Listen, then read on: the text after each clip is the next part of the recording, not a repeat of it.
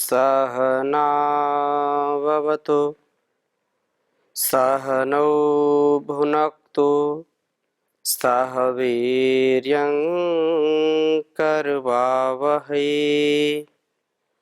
तेजस्विनावधीतमस्तु मा विद्विषावहै। ओम शांति शांति शांति।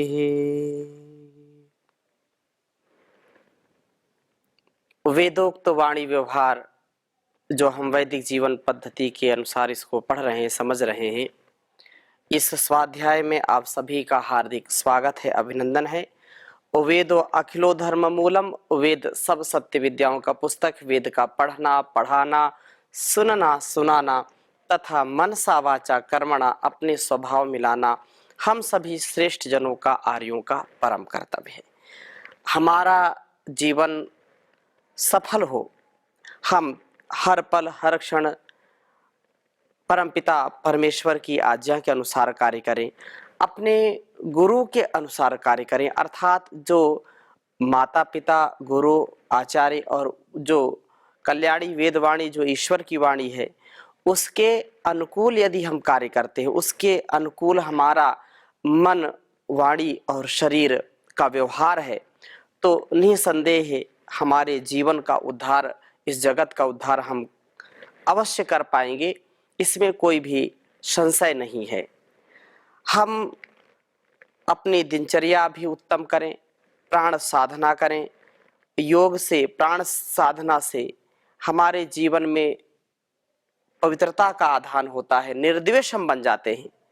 जो व्यक्ति प्रभात में उठ करके अपने जीवन को उत्तम बनाने का प्रयत्न करता है, ब्रह्म मुहूर्त जो उषा काल है, जो अमृतमयी वेला है, जो वास्तव में जिसको हम ब्रह्म मुहूर्त कह देते हैं, उस समय जब दैवी शक्तियों का जो है चारों ओर आशीर्वाद बरस रहा होता है, उस समय हम अपने दिनचर्या को करें, उठें और उठ करके जब ईश्वर स्तुति, प्रार्थना, उपासना करेंगे तो हमारा संपर्क देवों से होगा, देवत्व का आधान हमारे अंदर होगा। और उससे क्या घटित होता है, उससे जो प्रभात में उठेंगे तो जीवन में क्या क्या सद्गुण आने लगते हैं, उसके विषय में बात कही है। वेद मंत्र मैं लिखता हूं, पहले फिर चर्चा करता हूं। ओम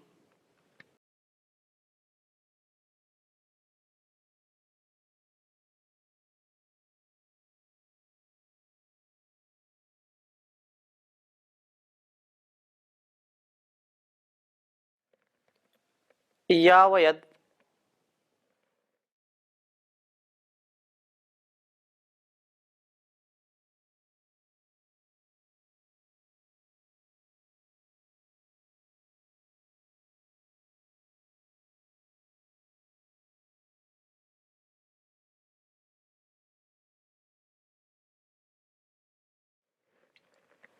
ओम यावयद द्वेषा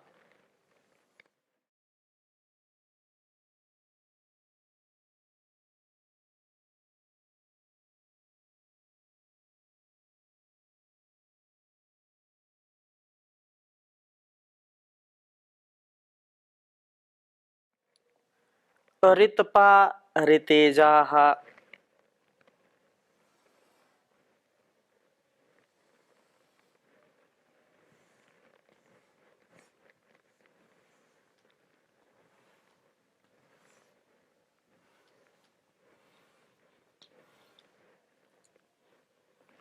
ऋतपा ऋतेजाः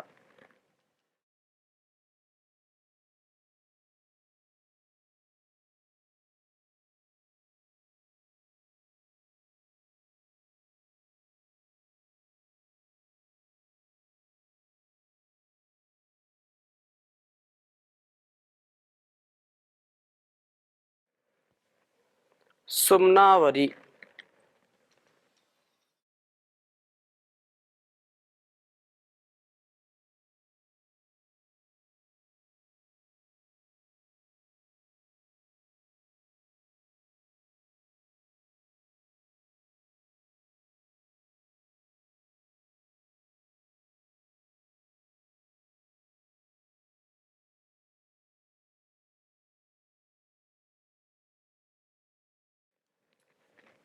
सुमनावरी।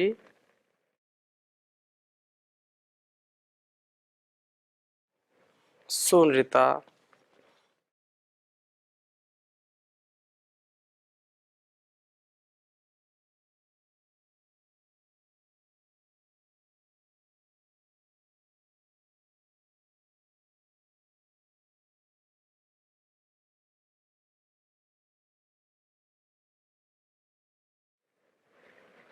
सुनृता। ईरयन्ती।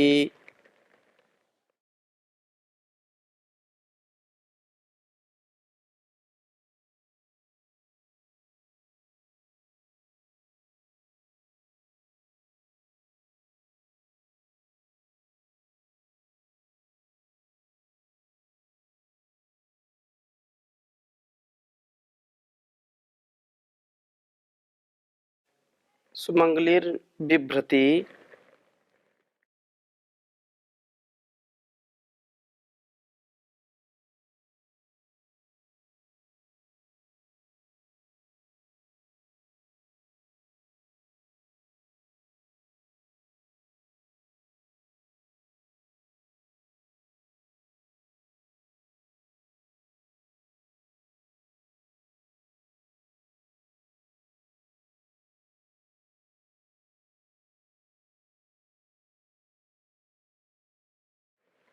सुमंगली।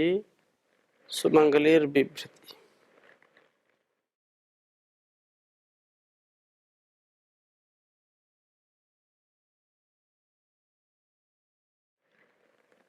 बिभ्रति।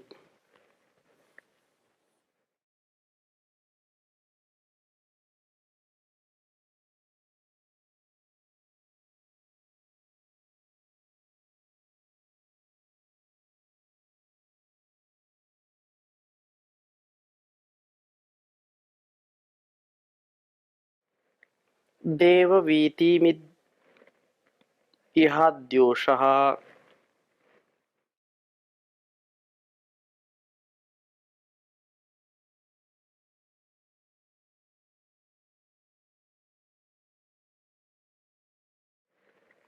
देववीति।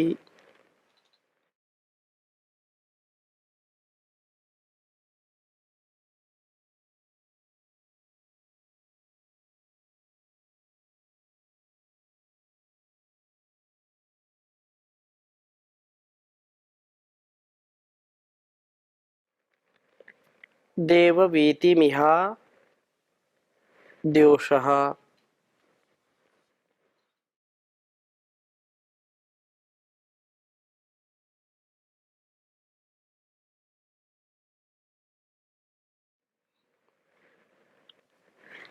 व्युच्छ।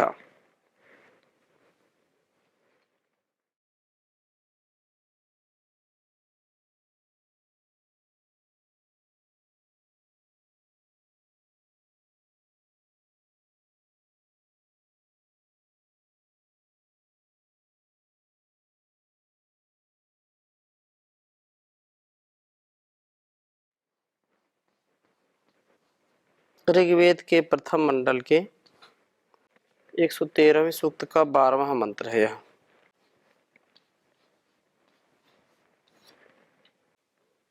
ओम यावयद्वेषा परितपारितेजः सुम्नावरी सोनृतायिरयन्ति सुमंगलिर्बिभ्रति देववीतिमिहाद्योषः श्रेष्ठतमाव्युच्छ। ॐ यावयद्वेषारितपारितेजाः सुम्नावरे सूनृता ईरयन्ति सुमंगलिर्बिभ्रते देवा वीतिमिहाद्योषा श्रेष्ठतमाव्युच्च। बहुत ही सुंदर भाव इस वेद मंत्र का है। यह प्रसंग चल रहा है उषा काल का। इसके पहले ही मंत्रों में यह चर्चा चल रही है कि उषा का समय थोड़ा होता है, परंतु यह थोड़ा समय भी हमारे सामर्थ्य को प्रकाशित करता है, बढ़ाता है, ऊर्जा का संचार करता है तथा जीवन उत्थान के लिए यह उषा काल, प्रभात का काल, अमृत काल, ब्रह्म मुहूर्त का काल अत्यंत महनीय है। सृष्टि के आरंभ से उषा काल चल रहे हैं। कितने ही उषा काल बीत चुके हैं। वर्तमान में उषा काल हमारे सामर्थ्य व प्रकाश को बढ़ा ही रहे हैं और भविष्य में आने वाले उषा काल उस समय के व्यक्तियों में भी देखे जाएंगे। यह सब प्रकार के द्वेषों को हमसे पृथक करने वाली है। शांत उषा काल की प्रेरणा हमें शक्ति देती है, शांति का पाठ पढ़ाती है, द्वेष की वृत्तियों को हमसे दूर करती है। ऋतपाहा, यह ऋत का पालन करने वाली है। उषा हमारे जीवनों में ऋत का धारण करती है। वस्तुतः ऋतेजाह, इसका तो प्रादुर्भाव ही ऋत के लिए हुआ है। उषा होने पर ऋत अर्थात यज्ञों का प्रवर्तन होता है। सुमनावरी, यह उषा सुमनों प्रभु के स्तोत्रों वाली है। इस समय ही प्रभु भक्तों के मुखों से प्रभु के स्तोत्रों का उच्चारण होता है। और सुनृता ईरयंती, यह सुनृत वाणियों को प्रेरित करती हुई उषा सुमंगली, उत्तम मंगल वाणियों का ही हमसे उच्चारण कराती है। प्रभात में जो इस दैवी भाव में रहेगा, प्रभात में उठकर जिसका मन साधना में लगेगा, जिसका मन सेवा में लगेगा, उपासना में लगेगा, तो उसकी मन और वाणी की स्थिति, कर्मों की स्थिति अति उत्तम हो जाती है। मन, वाणी, शरीर शुभ कर्मों में प्रवृत्त होते हैं। उनमें जो यज्ञी कर्म है, जो कल्याणकारी कर्म है, जो समष्टि के लिए कल्याणकारी है, व्यष्टि के लिए कल्याणकारी है, अर्थात स्वयं अपने लिए भी कल्याणकारी है और पूरे समाज और संसार के लिए कल्याणकारी है, ऐसे ही कर्मों का अनुष्ठान प्रभात में करते हैं। परंतु जो उषा काल का, क्योंकि उषा काल का समय थोड़ा होता है, उस अमृतमयी वेला में जो लोग सोते रहते हैं, जागते नहीं हैं और साधना नहीं करते हैं, साधन को अच्छा बनाने का कर्तव्य नहीं करते हैं, वे कभी भी जीवन को सार्थक नहीं बना पाते हैं।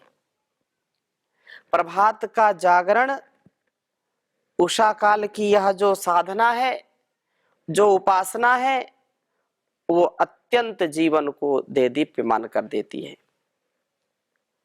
जो व्यक्ति सुबह सुबह सोता है वो अपने भाग्य को खोता है, उसका भाग्य कभी भी उदय नहीं हो सकता। जो सूर्योदय के बाद जागता है, कभी कभी मन में आता है अरे सूर्योदय ऐसा तो कुछ है नहीं। जो बहुत बड़े धनवान हैं, बड़े बुद्धिमान हैं, बड़े बड़े अफसर हैं, बड़े बड़े नेता हैं, वो तो 10 बजे के बाद ही उठते हैं, 8 बजे के बाद उठते हैं, तो वो तो बड़े सौभाग्यशाली हैं, उनको तो धन दौलत की कोई कमी नहीं रहती, ऐसा मन में कभी आता है। लेकिन वो जो आनंद है, वह जो स्फूर्ति है, वह जो शांति है, वह जो संतोष है, वह जो पूरे अस्तित्व को शांतिमय और ऊर्जा से, प्रकाश से जो युक्त अनुभव हम कर पाते हैं, वो प्रभात में, उषा काल में ही कर पाते हैं। अधिक दिन तक उनका सौभाग्य उदय नहीं रह सकता है, अधिक दिन तक वे सौभाग्यशाली नहीं बन सकते, अधिक दिन तक वो ऐश्वर्यशाली नहीं रह सकते, जो इस ब्रह्म मुहूर्त का अपमान करते हैं, जो इस ब्रह्म मुहूर्त में सोते रहते हैं, अर्थात अपने कर्मों के प्रति अजागरूक हैं, अपने कर्तव्यों के प्रति, अपने मन वाणी व्यवहार के प्रति जो अजागरूक हैं, असंवेदनशील हैं, जो प्रतिकूल आचरण करने वाले हैं, वे कब तक सुख भोगेंगे? अधिक समय तक सुख नहीं भोग सकते। लेकिन जो ब्रह्म मुहूर्त में उषा काल में उठते हैं, उत्तम वाणियों का, उत्तम वाक व्यवहार का उच्चारण करते हैं, कभी एक शब्द भी गलत नहीं बोलते हैं, ऐसे लोग वास्तव में उषा देववीतिम, देवों के प्रति जो है गमन को, अर्थात देवों के साथ संपर्क को विभ्रति धारण करती हुई तो हमारे जीवनों में अद्य आज श्रेष्ठतमा अत्यंत प्रशस्त रूप वाली होकर के विच्छा उदित हो, अंधकार को दूर कर हमारे जीवनों में सदा सर्वदा सर्वत्र उत्साह से हम परिपूरित हों और निर्द्वेषता हमारे जीवन में आए। ऋत के पालन अर्थात जो यज्ञीय कर्म है, कल्याणकारी कर्म है, मनसा वाचा कर्मणा, हम उन्हीं कर्मों को करें जिसमें किसी का अहित ना हो, जिसमें धर्म की स्थापना हो, जिसमें कर्तव्य की स्थापना हो, जिसमें अपने उत्तरदायित्वों का निर्वहन करने का उत्साह हो, उस कार्य को हमको करना है। उससे विपरीत कुछ भी नहीं करना है। ऋत का पालन करना है, प्रभु स्तवन का कार्य करना है और सुनृता सुमंगली वाणियों का उच्चारण सदा ही करना चाहिए। क्योंकि जो कठोर बोलते हैं, कड़वा बोलते हैं, असत्य बोलते हैं, अधर्म से अज्ञान से युक्त वाणी का व्यवहार करते हैं, दूसरों के हृदय को विदीर्ण करने वाले, दूसरों के हृदय को छलनी करने वाले शब्दों को जो बोलते हैं, वे कभी भी ईश्वर की कृपा के पात्र नहीं हो सकते, कभी वो देवों के संपर्क में नहीं आ सकते, वो आसुरी प्रवृत्ति के हो जाते हैं। वे काम, क्रोध, लोभ, ईर्ष्या, द्वेष, मोह आदि दोषों से जो है बंध जाते हैं, दोषों के चक्र में, दोषों के जाल में फंस जाते हैं और वो निरंतर दुख को प्राप्त करते हैं। हम जो इस प्रेरणा करने वाली, सद्गुणों के प्रति प्रेरित करने वाली जो ये शक्ति है उषा काल की, उसको हम अपने जीवन में उतारें और इस प्रकार हमारे लिए यह उषा काल श्रेष्ठतमा हो जाए। वह वास्तव में हमारा सब प्रकार से उत्थान करने वाली हो। उषा काल सनातन काल से प्रकाश व ऐश्वर्य को प्राप्त करा रही है। हे देवी, हे मघोनी, यह हमें अजर अमर करे, हमारी धारण शक्तियों से हमारा जो है धारण करने वाली बने। क्योंकि जो व्यक्ति ईश्वर की व्यवस्था में और ईश्वर के न्याय की जो है तराजू में खरा उतर करके जीवन को जीना चाहता है, एक बार भी वह असत्य का, अधर्म का, अन्याय का पक्ष न लेकर के सदा न्यायोचित कार्य करना चाहता, कर्म करना चाहता है, उसके लिए परमात्मा सदा ही जो है कृपा बरसाते हैं उसके लिए। और यह होना भी चाहिए, क्योंकि हम जब कल्याणी वेदवाणी के आज्ञा के अनुसार चलेंगे, हम प्रभात से लेकर जागरण से लेकर के जब से जाग गए और सोने तक हम एक बार भी वेद के विरुद्ध आचरण ना करें, हम सत्य से युक्त, धर्म से युक्त व्यवहार करें। और वाणी तो वास्तव में व्यवहार का सबसे बड़ा साधन है, इसलिए हम निरंतर इसी के प्रवाह में चले जाएं। और संसार में दुख सुख, लाभ हानि, जय पराजय, मान अपमान तो चलता रहता है। संकट आते हैं, कट जाते हैं, विपदाएं आती हैं, वो हट जाती हैं, छट जाती हैं, काले बादल आते हैं, दुखों के बादल आते हैं, वो छटते हैं। लेकिन धैर्य पूर्वक हमको इस कार्य को सदा ही आगे बढ़ाते रहना चाहिए और प्रभु के प्रति पूर्ण कृतज्ञ भाव से इस कार्य को करना चाहिए। एक बार भी मन में नैराश्य न आए, निराशा। जो सुबह सुबह उठ करके अपने मन, वाणी, शरीर और अपने घर परिवार संसार का चिंतन करते हुए साधना के साथ जीवन और इस प्रभात का आरंभ करता है, तो वह कैसे विचलित हो सकता है, कैसे वह दुखी हो सकता है। लेकिन फिर भी यदि दुखी हो तो भी हमको प्रार्थना पूर्ण हृदय से प्रभु का धन्यवाद करते हुए जीवन को जीना है। और कितना भी संकट आए कभी घबराना नहीं है। कि आए संकट घने चाहे शत्रु बने सब जमाना, उस प्रभु को कभी ना भुलाना, उस प्रभु को कभी ना भुलाना। वह है अपना तो संसार अपना, वह है अपना तो संसार अपना, वह विरोधी तो कोई न अपना। बिन दया दृष्टि के इस सकल सृष्टि में ना ठिकाना, बिन दया दृष्टि के इस सकल सृष्टि में ना ठिकाना। उस प्रभु को कभी ना भुलाना, उस प्रभु को कभी ना भुलाना। लाख बातों की एक बात है तू, लाख बातों की एक बात है ये, पुण्य कर्मों की पूंजी कमा ले, पुण्य कर्मों की पूंजी कमा ले। भावना यज्ञ में शुद्ध पावन हृदय को बनाना, भावना यज्ञ में शुद्ध पावन हृदय को बनाना। उस प्रभु को कभी ना भुलाना, उस प्रभु को कभी ना भुलाना। उसको भूलें तभी कष्ट आवे, काम क्रोध आदि शत्रु सतावे। उसको भूले तभी कष्ट आवे, काम क्रोध आदि शत्रु सतावे। बन के धर्मात्मा चित्त परमात्मा में लगाना, बन के धर्मात्मा चित्त परमात्मा में लगाना। उस प्रभु को कभी ना भुलाना, उस प्रभु को कभी ना भुलाना। चाहो आए न दुख रोग कोई, है जगानी जो तकदीर सोई। चाहो आए न दुख रोग कोई, है जगानी जो तकदीर सोई।